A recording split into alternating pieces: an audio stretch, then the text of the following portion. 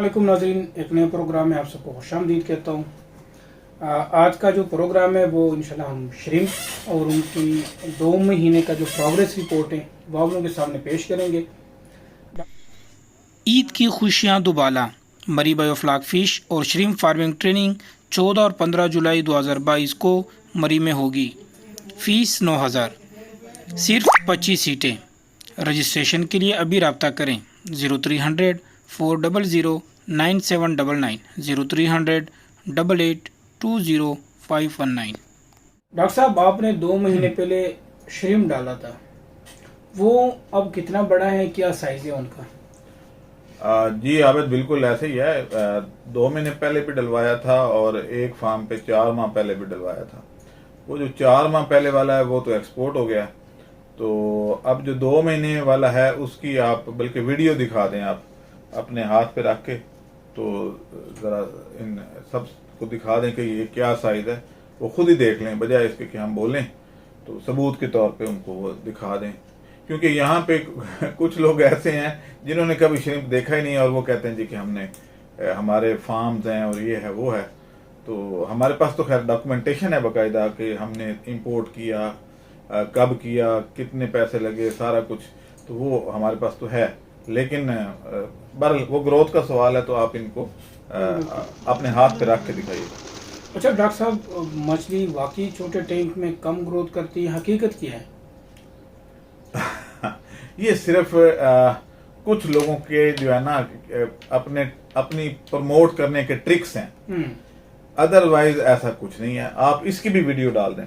यानी हमने एक्वेरियम में कुछ मछलियां रखी और वो किलो की हो गई, जो 2.5 फुट चौड़ा और 1 फुट से भी कम, वो उसकी जो लंबाई 2.5 फुट थी और चौड़ाई जो है वो 1 फुट से भी कम थी। तो उसमें किलो हो गई, जिसमें 14 मछलियां डाली हुई थी। आप बल्कि इसकी एक वीडियो बना के डाल दें आप सब, ठीक है, ताकि वो खुद अपनी आंखों से देख लें। और ये मछलियां जो हैं ये किलो की हो चुकी हैं।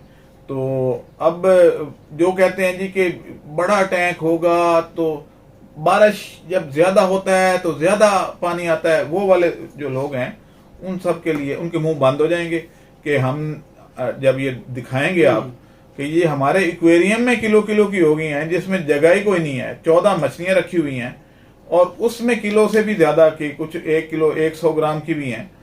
तो उधर जगह तो नहीं थी, बहुत थोड़ी जगह थी ना, तो पानी भी बहुत थोड़ा था और वो ग्रोथ कर गई। तो इतने बड़े टैंक जो 15 फुट का या 20 फुट का हम बनाते हैं, 2 साइज हैं हमारे, 15 फुट और 20 फुट, तो उसमें क्यों नहीं ग्रो करेगी? ये सिर्फ ट्रिक्स हैं कि भाई कोई ऐसा शोशा छोड़ दें कि लोग कुछ इक्का दुक्का हमारे पास स्लिप होके आ जाएं, क्योंकि ज्यादा लोग तो मेरे पास आते हैं, तो उनमें से कुछ स्लिप होके तो इनके पास चले जाएं कि ये देखें जी ये नई लॉजिक, नई साइंस आ गई है। तो बस इस वजह से वो करते हैं और कोई इसमें हकीकत नहीं है। अच्छा डॉक्टर साहब, आप क्या सिर्फ 2.5 फुट ऊंचाई के टैंक बनाते हैं या 4 फुट की ऊंचाई के भी टैंक बनाते हैं?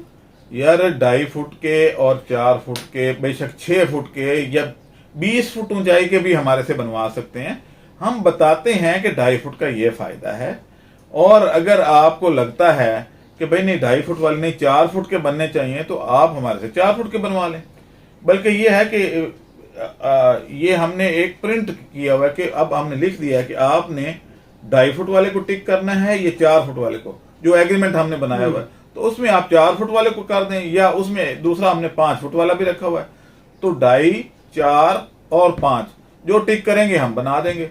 बल्कि इससे उन लोगों का मुंह बंद हो जाएगा, बल्कि उनकी छुट्टी हो जाएगी। अब वो कैसे बेचेंगे अपने टैंक कि जो कहते हैं जी हम 4 फुट का बनाते हैं। भाई आपने कोई नई साइंस डेवलप कर ली है कि 4 फुट के बना लिए? भाई 4 फुट की हर बंदा बना सकता है।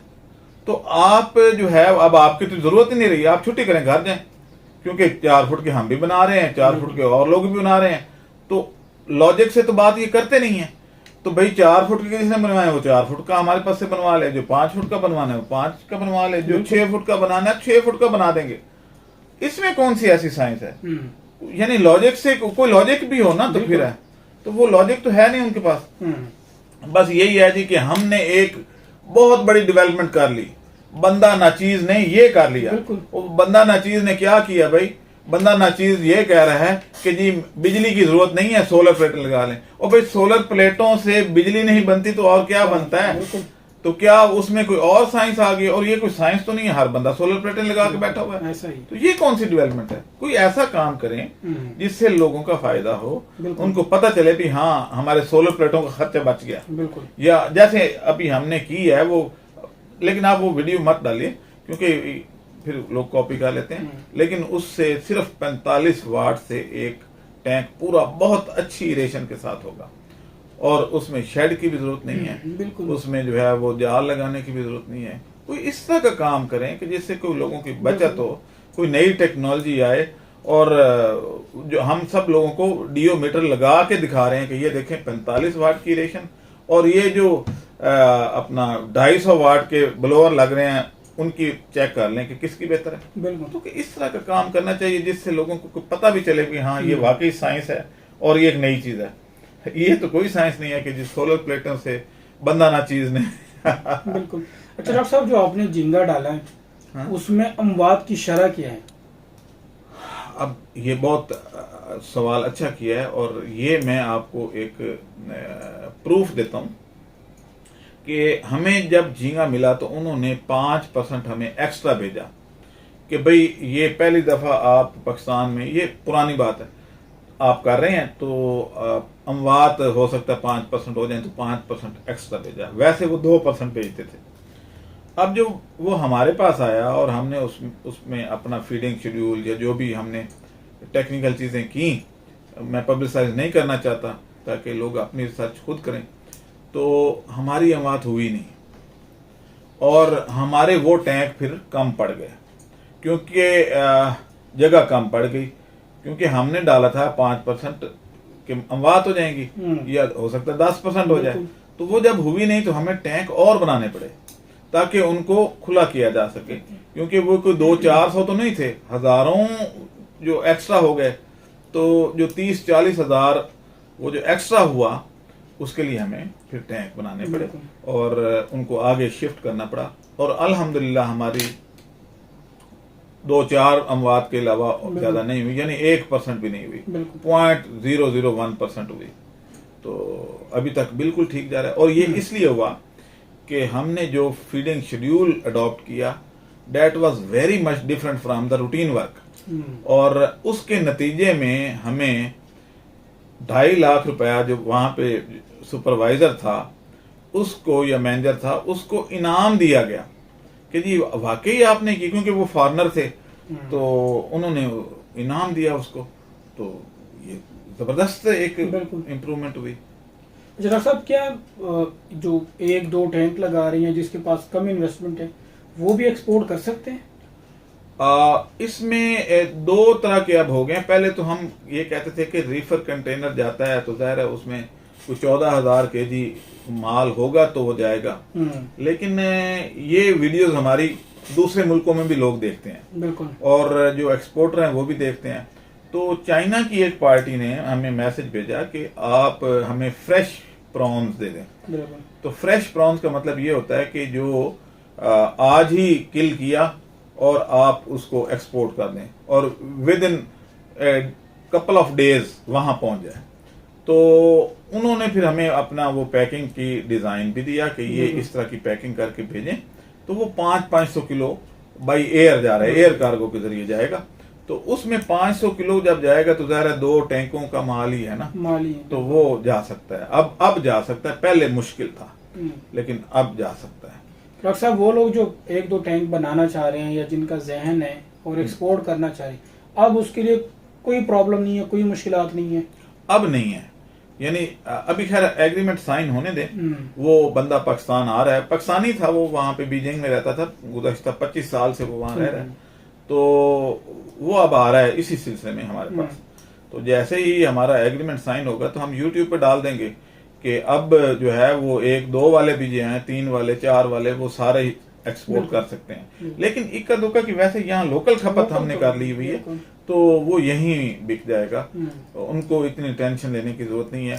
ہاں وہ لوگ جو دور دراز علاقوں میں بیٹھے ہیں، جیسے کوئی ڈیرہ اسماعیل خان میں بیٹھا ہے، کوئی آگے جیسے آپ کا علاقہ ہے جنوبی وزیرستان میں بیٹھا ہوا ہے، تو وہاں سے جو ہے وہ بھیجنا مشکل تھا. تو اب وہ جو انہوں نے باکس ہمیں بھیجے ہیں وہ اس میں ٹیمپریچر رائز نہیں کرتا, یعنی اس میں ایون آئس کریم بھی بھیج دیں تو میلٹ نہیں ہوتی. تو وہ ان میں پیک کر کے کارگو لاہور کے لیے کروا دیں, اور یہاں سے ہم جہاں پہ ایئرپورٹ ہو, یا پشاور سے بھی ہو سکتا. Thank you so much doctor صاحب, امید ہے آپ لوگوں کو پروگرام پسند آیا ہوگا. لیکن ایک بات یہ ہے میں جاتے ہوئے کہ اب ان تمام انسٹالر کی تو چھٹی ہو گئی. بالکل, کہ جو کہتے تھے جی 4 فٹ کا بنائیں, ہم بھی بھائی 4 فٹ کا 5 فٹ کا, ہم ان سے 2 فٹ اور بڑھا دیتے ہیں, 6 فٹ کا بنوا لیں, لیکن نقصان کے ذمہ دار خود ہوں گے. ٹھیک ہے, کیونکہ اس طرح کے جو لوگ ہیں جو جا کے ویڈیو بناتے تھے کہ جناب یہ دیکھیں جی فلاں کو نقصان ہو گیا, حالانکہ خود ٹینک بنائے ہوتے تھے انہوں نے اور نام ہمارا لگا دیتے.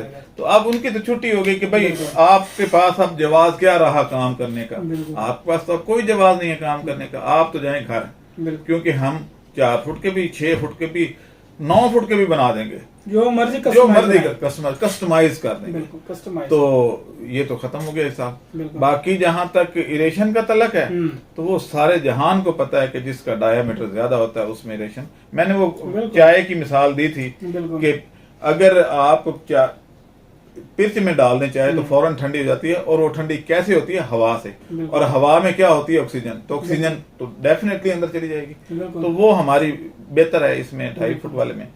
تو آپ جو بھی آپ نے بنوانا ہو آپ ہمارے پاس آئیں, تشریف لائیں, ایگریمنٹ کریں, ہم وہ بنا دیں گے. کسٹمائز سائز ہوگا, لیکن اپنی رائے ضرور دیں گے کہ اس میں یہ بینیفٹ ہے, اس میں نہیں ہے. ہماری کوئی رشتہ داری نہیں ہے 2.5 فٹ والوں سے, یا ہماری کوئی رشتہ داری نہیں ہے 4 فٹ والوں سے, نہ ہی 5 فٹ والوں سے.